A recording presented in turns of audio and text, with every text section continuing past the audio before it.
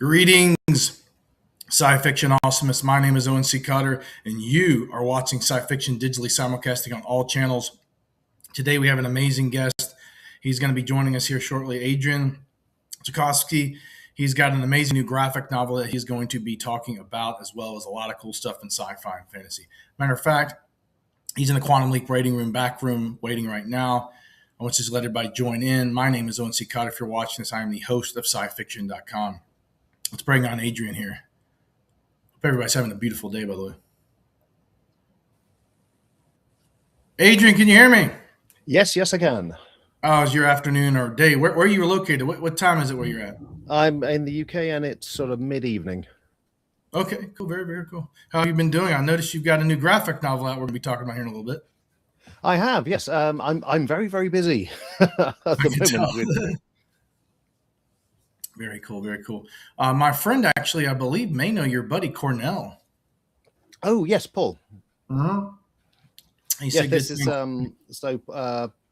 People will probably know Paul Cornell as a graphic novel writer of some sort of stature, and this is his first venture as a publisher as part of the imprint Cosmic Lighthouse.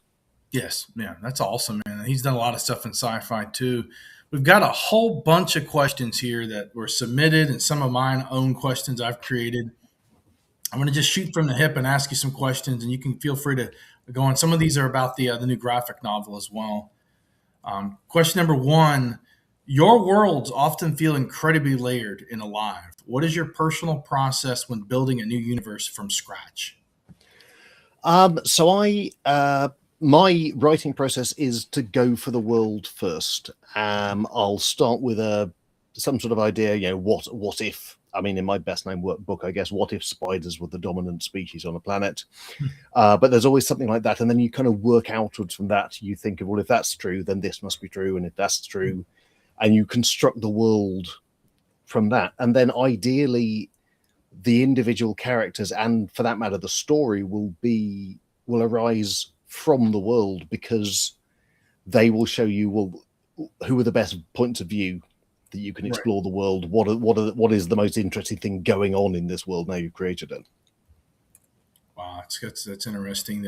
So you can kind of create the characters, which brings us to the next question, by the way. Many of your stories explore non-human perspectives and complex civilizations. What draws you most toward writing outside traditional human viewpoints? I think that writing human viewpoints has been sort of exhaustively covered by a variety of other books. To me, it's just more interesting to go for something that is new, for a different perspective, a different sort of way of experiencing the world. And so even when I've got human characters, there are usually plenty of non-human things kicking about that I can play with in any given setting. For sure. And which brings into talking about blending science fiction.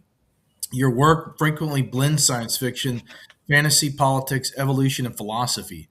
How do you balance big concepts while still keeping the story, emotionally grounded?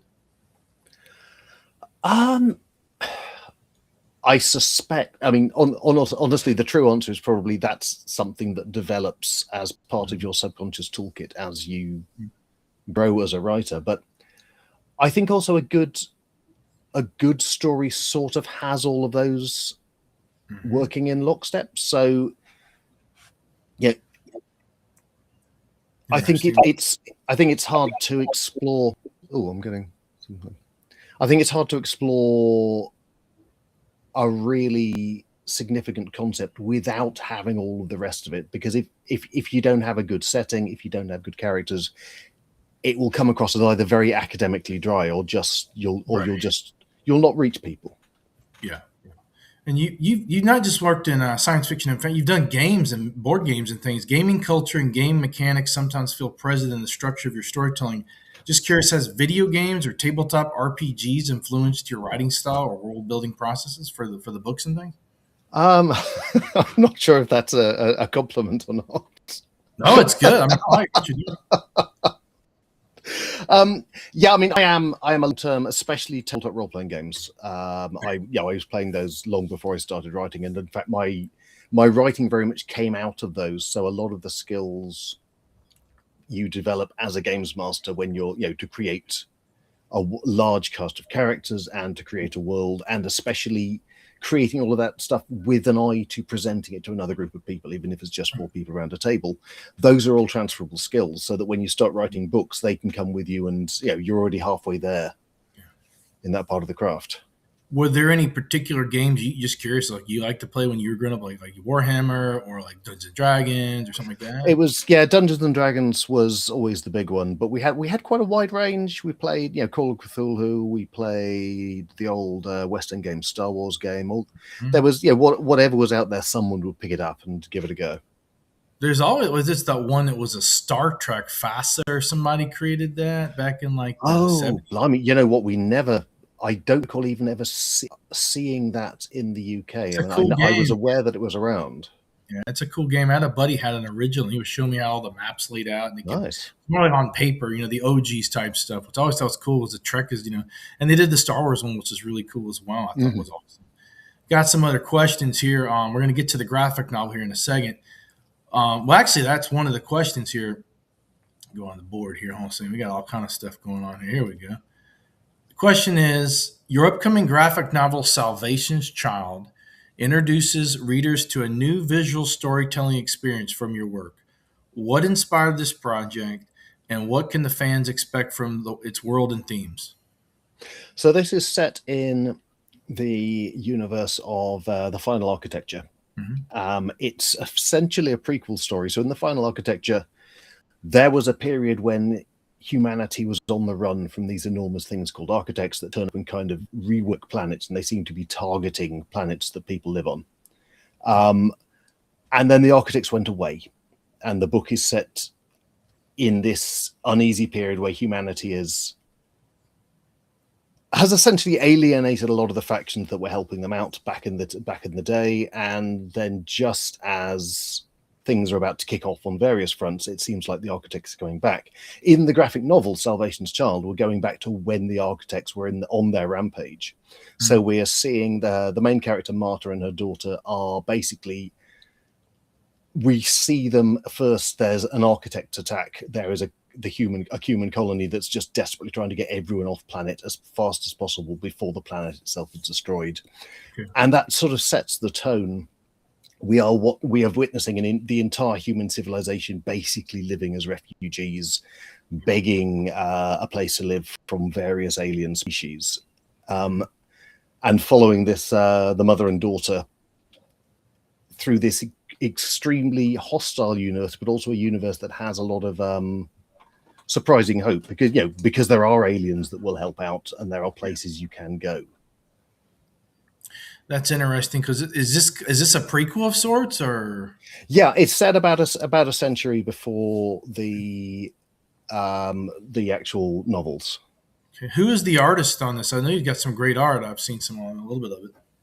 Yeah, so Mike Collins is the main artist. He's done an absolutely phenomenal job, and we have Simon Pippa Boland doing colors and lettering.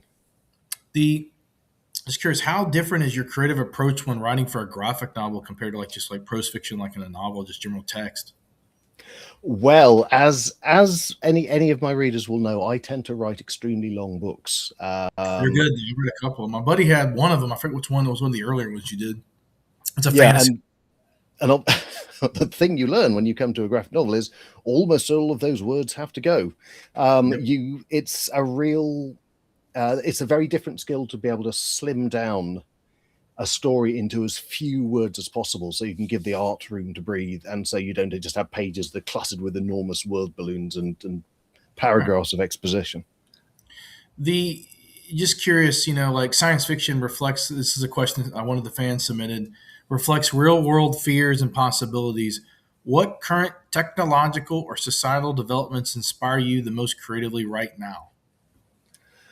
I think a lot of my work is certainly in conversation with kind of the political developments of the last 10 years, of the rise of sort of tech oligarchy and the potential threats that poses to literally everyone and everything else. The one blessing to being a writer right now is you're not short of models for potential bad guys. Right. You can have robots. That's awesome. Well, you got just science fiction in general, like, it's so wide. I mean, it's just so much there that you can tell. But it's like what if possibilities, and what could you do in this situation? And there's just so much to be explored. This question I thought was interesting. Talking about storytelling, world building. When creating a new species, a society, or an ecosystem, do you begin more with the science behind, or with the emotional story that you want to tell? So usually, if I'm writing in that science fiction mode, so if the science is relevant, Mhm. the science will suggest the story. Okay. So, for example, in Shroud, the science is the idea there are a species which communicates and links its individuals using electromagnetic waves, and that has a whole load of knock-on consequences in the story. But also that then shapes the story itself, because the story is simultaneously Right. sort of showcasing that and is about what it's like to be that creature, and and what that creature makes of humans and what humans make of it. Right. Well, that's interesting because the world building aspect, even in your games and things you've done there's a lot of world building, of course, in different mirrors, things from graphic novel to text like a novel or a book to a board game. Just curious, like, I mean, this is a cool question I came up with, and it's kind of a generic question. But what are some of your personal favorite like stories, like sci-fi stories, or authors, or films, or universes that kind of helped you shape your imagination growing up into what you're doing now, presently today? I mean, I'm a huge fan of Gene Wolfe, Okay. because he tends to write at a sort of a level of layers of meaning that Mhm. you just don't tend to get from anyone Right. else.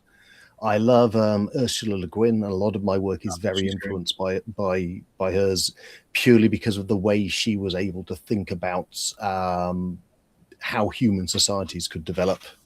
Yeah. And there's also American author Peter Beagle is a I've big heard of favorite of him. mine. What is he? Yeah, Yeah. so he's a fantasy author, but Okay. what I love in his writing is his writing style is Hmm. incredibly lyrical and Okay. beautiful, and that's again, that's something I really aspire to. I mean, Cool. the writers that could have fallen into this category are those who are doing things that I want to learn to be able to do, basically. That's cool. That's cool. Yeah, I've interviewed a lot of authors, but I was pretty excited to interview you because you've done the Arthur C. Clarke Award. I believe you won some awards with that too, right? Yes, so that was The Children of Time was very much the book that launched me into having a serious writing career. That won the Clark back Yeah, in 2016, I think. So yeah, a 2016, I full believe. 10 years ago now. What was that Since book what? about for the Sorry, fans that What was the book about for the fans that may not have seen that or read that? that is giant spiders from outer space. If Nice. Awesome. this is the book about it's the world where a species of spider evolves to become the dominant species, and at Can the they same talk? time, Do they have like verbal communication? I've never read the book. I well, looked. not verbal, but they can talk. They have a language of chemicals and gesture and dance, basically, and they run it. And basically, a bunch of humans turn up intending to live on the planet that they've evolved on, Oh, and you so get a clash they of have to kind of cultures. territorially go through all the stuff to kind of, do they coexist? Do they battle or anything like that? Or Well, that will be a spoiler, obviously. nah, sure. Awesome. I love it. That's awesome. I just curious, like we've got a lot of sci-fi now, and there's entertainment based. Of course, we do a lot of television reviews and movie stuff. Is there anything currently that's out or you're looking forward to, maybe in television or film that you've seen that like, wow, that's really intriguing, that may like maybe you want to write a book about it, or you may want something more from that particular franchise or book or novel or television or film specifically? Yeah, I mean, I'm really looking forward to the new season of Pluribus when that comes out. It's a I've great just series. finished the first one. That was really good. Good series, yeah. I'm very. I mean, I always like really just intelligent science fiction exploring interesting ideas. I'm Samba, also the guy, Samba, the actor that played the guy, is kind of the wild guy. And I thought he was kind of cool. mm, I'm looking forward to the new Dune film when I think is that next year Third we're one, getting by that. Denny, yeah. Yeah, that because I've enjoyed the previous two with that. I mean, that is. Is that Children of Dune technically as three, or what is that? I think they're kind of combining Dune Messiah and Children of. Okay. I was into curious that. about that. I saw the trailer. It kind of looked like there was like a hybridization of the two, like stories or whatever. Yeah. Did you But like the you've got the Lynch film. Were you a fan of the Lynch film? Did you like anything about the Lynch film? I think the Lynch film is a genuinely exceptional film. It's not a particularly good adaptation of the book, but on its own merits, it's a good film, and also it is visually so beautiful. Mm-hmm. It's a gorgeous. It holds up well. I was watching on Blu-ray not too long ago, and it actually looks gorgeous. I mean, like the visual aesthetic of like when they bend and fold space time to like the Guild navigators to all the spaceships flying by and all that jazz. It just looks amazing. It's a cool film. The science fiction, and fantasy. Just curious, writing in those worlds, creating those worlds, being involved in creating these projects and things that permeate through and inspire people, hopefully. What does that mean, being a part of that, to you, and what do you like to deliver when you create these worlds, and what do you like to strive to present? What does it mean to you and all that? Oh, excuse me. I'm always trying to do something that I hope hasn't been done before. Okay. Really, and in science fiction and fantasy, you've got such creative freedom. It's the perfect arena to do that. But you could every idea you put out there, mm-hmm. or every idea that anyone has put out there is something that someone else can build on. I very much like the idea that I'm I'm contributing to building this evolving genre. Mm-hmm. And hopefully what I'm writing will then inspire someone else to produce something of their own, and we will continue pushing back the frontiers of imagination. Yeah, just curious. You've got it's kind of a side question, but there's a lot of the old legacy, like the titans of science fiction, like Arthur C. Clarke, Isaac Asimov, Frank Herbert, even ones before that. Just curious, like now. You've got there's almost like a tier point now. There's a next generation of writers, like you said, like your work inspiring next generation and the next generation. Now, you talk about technology earlier in this broadcast. Technology is coming to a focal point. We're almost like we're living in some version of a future, and it's always evolving technology. Just based on your work, and that's a curious question I thought I'll ask. You've got all this stuff, the singularity, AI also. Do you think that maybe 20 years from now, that technology will be advanced enough to where we may have the ability, to do things that are not, like in these books, like you think, what kind of things would you want to, if you could maybe foresee things based on your involvement in science fiction that might be coming or close by or nearby? What would you be worried about too? Well, I mean, it does feel like we're coming to something of a crisis point, although I kind of wonder if everyone always feels that. I think the pace of change certainly seems to have increased until it's very difficult to keep on top of. I think that if you're looking even 20 years ahead, we have to hope that we reach some sort of equilibrium point, whereby these amazing tools and possibilities that we're dreaming up are being used in a responsible way. Not just profiteering. This project here, we recently submitted this article, one of our writers. I thought it was interesting. I might read the article. It's called The Second Brain Illusion. Are we getting smarter or just more dependent on artificial intelligence? Now, we've been leaning a lot on this. I know a lot of people in the, it's the entertainment world and technology world are leaning on these AI tools, which are actually very fascinating. I know they've been utilizing these a lot for solving cures to diseases and finding things that can, background in like technology for making film.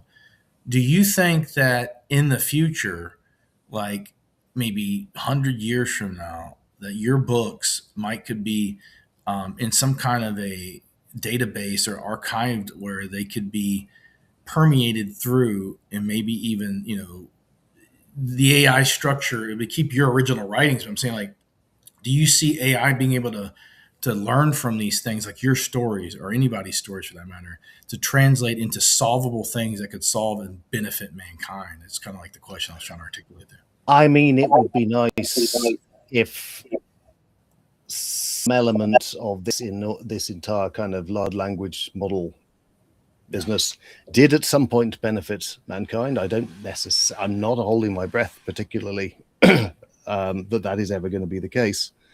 I know that my works are already in a database. There is a lawsuit about that. Oh, really? I didn't know. It's and it obviously, I'm not saying I'm in any way singled out. No, it's basically everyone's. I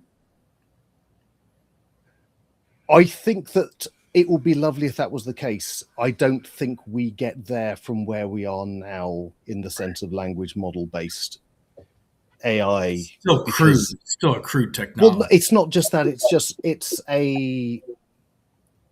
an extremely sophisticated kind of prediction model that has no sense context and no internal awareness or verisimilitude. There's no I in AI, so to speak. I was saying it was kind of be funny if you had a story and you told it, but it was AI, but it was like an idiot AI, like an idiocracy to AI. So it's kind of like like an AI. You got these AI, like the droids in Star Wars. Not all of them are smart. They're kind of clumsy and stuff like that. You have these AI, just avatars. Like you remember Max Headroom from back like in the 80s? Mm-hmm. Yeah. So it was like Max Headroom, but not quite polished. Because even Max was a little bit more polished. He was his own host. He was high ratings, on Network 23. So. But I was actually talking to a buddy about this, and we actually experimented with creating our own trained AI avatar models and replicating them for positive purposes. Kind of gimmicky, look like comic book characters, but you can change them to look like select left down. You can select one that looks like, say, it's in the style of The Simpsons or whatever. Select right down, it's in the style of a comic book or an anime. But you could have these avatars. They could be anything. It could be like an alien or a spider or whatever, but they could articulate things. So like if you were I made an AI model of me, but it looks kind of cartoonish, right? But not enough cool where it looks like me, but it's not so realistic. Then you have it read things and narrate things and talk, and and it could be, if properly used, I think it could be something that would be beneficial for marketing purposes. I mean, it's for marketing, but it would be, you'd have to license the likeness. If it was an original creation, something like, a character from a book or like something, you could have that character reading from their perspective of a voice created original voice, something, for stories. I always thought it'd be interesting for artists to create their own art and have it come alive in 3D and then talk and, the characters and all that. I was experimenting with that. To build something like that with a program and an application will be a monumental task. To program that, and we had a working beta prototype. It did not work out, so don't know what we'd call it. That's cool. Got to talk about world building here. Let's talk more about Salvation's Child. What's the overlying? Is this going to be a one-off? Are there going to be more books? Is there going to be anything else you're looking forward to doing, maybe in comics or graphic with art? Or yeah, I mean, I'm working on another graphic novel at the moment that's not related to Salvation's Child, but I would certainly not be averse to going back to the Architect's universe, either to follow on from Child or to do something that's in the time point immediately following the books. Okay. Honestly, this particular project has opened my eyes to all sorts of ways I could explore others of the universes from the books and just sort of expand outwards from what's currently on the page. Do you read, or have you seen any or think the comics that you're liking now or something from the past that you kind of like, wow, that was really cool. I enjoyed that. Like, even when growing up, or anything you would read? Or? Yeah, I mean, do you know the Power Fantasy, Kieran Gillen? Okay, I've heard of that. I've not read it, but I know what you're talking about. Just mind-blowing stuff. I mean, it's again, it's just really, really, really good story, but also really intelligent, big ideas. I was researching something the other day. Somebody told me that the movie Fifth Element, the cab driver that Corbin Dallas is played by Bruce Willis, is actually based on a short story in the book Valerian, which is a French comic book graphic novel from back in France. And there's a particular scene or episode or something where it talks about a hover taxi driver. And I think, what's his name? The guy that created Valerian in the Fifth Element, Luc Besson. Besson, Besson. He took that very small piece and made Corbin Dallas's character. I thought that was awesome, man. I was like, it inspired him, I guess. That was pretty cool. There's a what lot are your of thoughts on stuff like that? yeah. There's a lot of wild stuff about the creating the Fifth Element. It was it was the work of, it was something that they were working on for decades. Very beautiful. And it was originally, it was going to be this enormous kind of trilogy of huge films. And I mean, it's a fascinating. I mean, weirdly enough, Emma Newman and I looked at it in our podcast Starship Alexandria recently. It's such a weird piece of art. It is. It's cool because I mean, much like the Lynch Dune, it's got such a distinctive visual style and so many kind of sort of just set piece, beautiful moments. Yeah, I mean, like you got the ship that was the what's the ship that comes down with those guys. I forget how they pronounce their names, but they're the ones that bring in. They're supposed to be bringing the Fifth Element, and then their ship. Oh, those the big lumbery sort of turtle guys. Yeah, the turtle guys, and I thought they were really, really cool. And honestly, between those characters and the character of what's his name, Chris Tucker plays Ruby Rod. Oh, Ruby Rod, yes. I thought his character was very interesting from just the journalist standpoint, and I love the part when at the end of towards the end of the movie when he gets off the Lost in Paradise ship, he's like, that was the best show I ever did. But what you don't realize, unless you're really paying attention, that whole battle sequence in that movie is taking place literally in a live broadcast, which I thought was awesome. You later realize that when he says that, and I'm like, man, this is insane. That must be one of the, I mean, it was probably audio only. I don't think there was video. Well, he's specifically referred to as a DJ. Which it's one of those very weirdly retro sort of futures. Which I thought was really cool. And if you look at his cane, he's got a microphone on it. So I thought that was really cool, which I was going to share this with. It's pretty cool. We were at an event recently, and I was in the lobby. I'm like, dude, we were just talking about Ruby Rod, me and my wife, and then this pops up right in the lobby. I thought this was hilarious. Ruby Rod, man. I'm like, dude, hey. So I had to say something. He just came up with the mic. So I thought that was hilarious, man. He's just sitting right there, man. Like, Corbin Dallas. I was like, man, this is great. So I thought that's a fun movie, and I would have really enjoyed it. I didn't know they were going to do a trilogy of it, though. That's pretty cool. That's interesting stuff. I mean, I suspect there are a lot of projects that, we see the finished film, but at some point they are this vast, overarching sort of franchise. That see Project Hail Mary? Did you see that? I haven't seen it yet. I've heard only good things about it. Oh, but it's a good movie. I would recommend. There's actually they're talking about doing a game off of it, a virtual reality video game, where you are. Wouldn't surprise me in the least. It's cool. I've heard some rumors on the grid too. They may do a sequel because they left it in a way that it seems to have been an enormous, just sort of critical and fan success. So excellent. I mean, I always feel anything like that, it's expanding that space for future projects, because if a big budget sci-fi film like that has done well, you never know what they might be interested in. I thought it was cool that Ryan Gosling has become like the science fiction go-to for all this stuff. I mean, I like watching him in the new Starfighter film with Star Wars. Looks interesting from the plot device on that. Blade Runner 2049. I thought that was a very in that movie. He plays K, but I'm not going to spoil it. But that movie is very interesting because they took it 30 years in the future. I think the first one was supposed to be 2019, filmed in 1982. Yeah, it's one of those dates that's been and gone. Yeah, but whether we have that future or not is 49. They did an anime series that was really well done, and the cool thing I liked about that 2049 film. Before the film came out, they did 3 short films. One was a live action taking place profiling the character Jared Leto plays, prequel on before he gets in the film. The other one follows Dave Bautista's character and his journey, who we meet very early in the film of 2049. And the third film takes place right around 2020 or something like that, which is about the EMP pulse that knocks out all the electronics. If you remember when Kay goes to the Tyrell, now is the Wallace building, go through the archives, everything had been corrupted. because there was an EMP pulse. And the anime is really cool. As you see like the flying spinners falling and coming out of the sky, and Edward James Olmos character in there, but it's all an anime. It's anime version. It's animated. It's not actually live action. And I was like, man, this is amazing. And they started doing anime off of that, which I thought was very fascinating. Cool, they did that with The Matrix as well, didn't they? They did a series of animations. Stuff like that. They did it with Altered Carbon. Talk about another universe, especially that first season. I thought Joel Kinnaman did a phenomenal job, as well as For All Mankind. I'd love to talk to him, actually. He's become one of the coolest. You got RoboCop, man. I thought his RoboCop was interesting. It was an interesting take on RoboCop from the perspective of, a next-gen reboot. That was pretty interesting. You deal with robots, too, in your books, correct?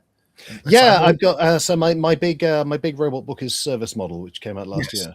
What is that book? I've not read that one, but I know about it, and I was researching your due diligence on the internet. Per robots, what do you like about robots and cyborgs? And what's your jam on that? Writing from the point of view of an artificial mind, a genuine artificial intelligence, is kind of fascinating because you're dealing with something that hasn't evolved. So it doesn't necessarily have a lot of the stuff that we think of as inherent to our intelligence. So the protagonist of Service Model, at several points in the book, is basically going to get destroyed, and doesn't particularly mind because it seems like a reasonably logical thing to happen. And it's not directly conflicting with any of the things he's trying to do, because he worked out he can't do the things he's supposed to be doing because he's a butler and it's the end of the world. And so the idea that something as basic as self-preservation doesn't actually exist in an artificial mind, because unless you tell it to preserve itself, there's no particular reason for it to do so. Right. All of those instincts that go into us and are just the baseline of how we operate don't have to exist in a computer or a robot. Right, which brings up an interesting question. You got like Asimov, even Sonny and I, Robot. I believe they were going to destroy him, if I'm not mistaken, as well. Like you and your character, and especially in the movie. If you watch the Will Smith, I thought the Will Smith movie was okay. They didn't make a live action. They make a live action. I thought that Alan Tudyk did an amazing job as Sonny in that universe as the robot.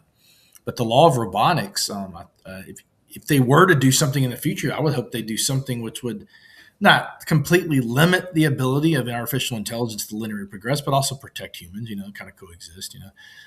Somebody brought up something very fascinating recently. Star Wars, the droids.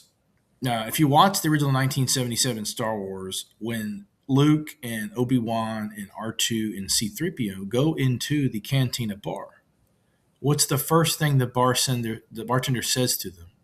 You're droids. Get them out of here. They don't belong here. Get them out. We don't serve that kind. Right, yeah, they don't serve that kind here. Yeah, it's Obi-Wan Kenobi. So the thing is, I think there's droid paranoia based on what happened in the Clone Wars with the battle droids and all that. So I think there's a little bit of paranoia based on them coming in and with the Trade Federation and all that. Which also brings up another point. Droids are now becoming real. They don't have a coupler AI in them, but they have trained LiDAR and stuff like that. And like back to the Fifth Element, there's a robot in there I really like.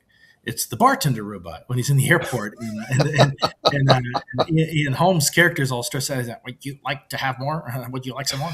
So I was like, and me and my wife joke about that all the time, because they actually have a real bartending robot now, and it's the one's at the Hard Rock Hotel in one of the hotels.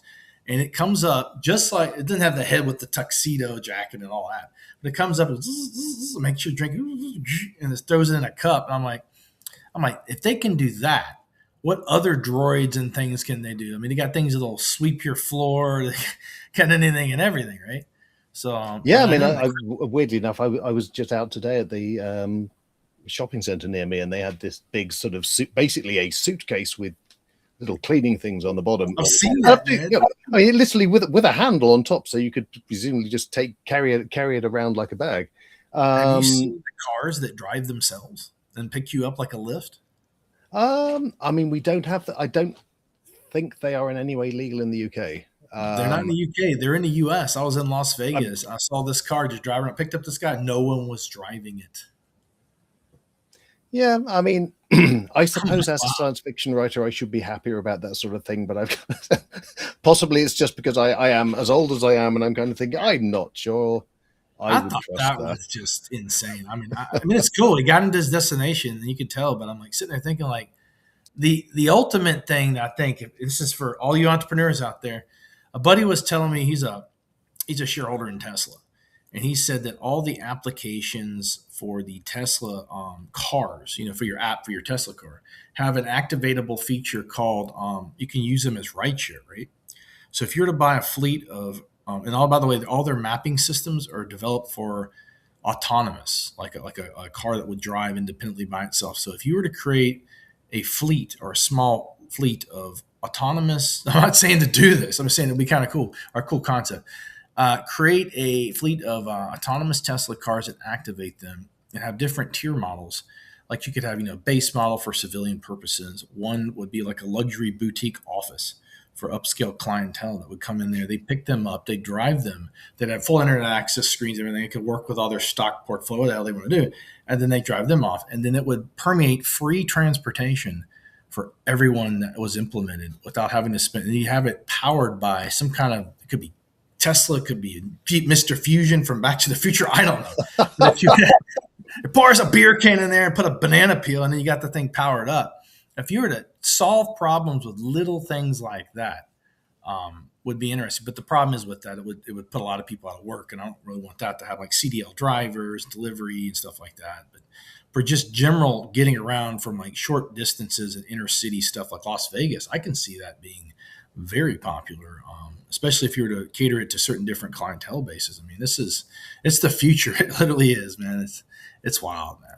Well, I want to ask you a couple quick questions. You talked about getting into the graphic novel. By the way, when is the graphic novel coming out? A little bit more information on where do they find it? I believe it's July. Okay. In July is the graphic novel. Are they going to do any like kind of special editions or digital versions or anything like that? It's a digital release first and foremost, and we're currently looking to getting a physical release, which will come reasonably soon afterwards. Okay. And the other thing I got to ask you is the artist. You said there's 2 artists on there, I believe? So Mike Collins is the line artist, and then Simon Boland and Pippa Boland have done the colors and the lettering. Okay, cool. Well, I want to first off thank you for joining the broadcast, and we've covered pretty much all the questions except one, which I wanted to bring this question last to the forefront for us writers and people that are getting in or maybe starting or continuing their craft. What advice would you give to upcoming writers who want to create expansive sci-fi worlds but feel overwhelmed by where to begin? Follow the idea that speaks to you most. I will say ideas are generally the easiest things. Everyone has ideas. Other than that, write. The way to become a writer is to write. Don't take shortcuts. Practice the craft to get better. I was working getting published for well over a decade. I went back and looked at my early stuff. My early stuff was not any good. And there was a reason it wasn't getting anywhere. And each thing I wrote was better than the last thing. And that's how it goes. If you are outsourcing that to a language model, for example, then you're not going to get any better. You've got to write. True. It could be true. It could be a idiocracy to AI or something like that, like worse than Max Headroom, man. Well, Adrian, I want to thank you for joining us today, man. I really want to promote your book too, and I enjoy talking about sci-fi and futurism concepts and world building. This has been fun, man. It's been fun. You're very welcome. Thank you very much for inviting me on. No problem. And you have a beautiful evening and a beautiful whatever times. I think you're in the evening, right? Yeah. Good night, man. Peace, brother.